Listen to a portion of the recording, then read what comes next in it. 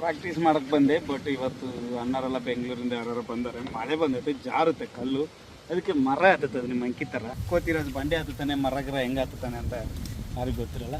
But ಮಳೆ ಬಂದಿದೆ, ಜಾರುತ್ತೆ. ಕೂಲಾಗಿ practice ಮಾಡ್ತೀನಿ. ಯಾಕಂದರೆ ಈಗ ನಾವು ಬಿಲ್ಡಿಂಗ್ ಹತ್ಬೇಕಂದ್ರೆ ರೆಸ್ಟಲ್ಲಿ ಇರಬಾರ್ದು, ಟಚ್ಚಲ್ಲಿ ಇರಬೇಕು. ಅದಕ್ಕೋಸ್ಕರ ಮರಗಳು ಹತ್ತುತ್ತವೆ, ನೀವು ನೋಡಿ.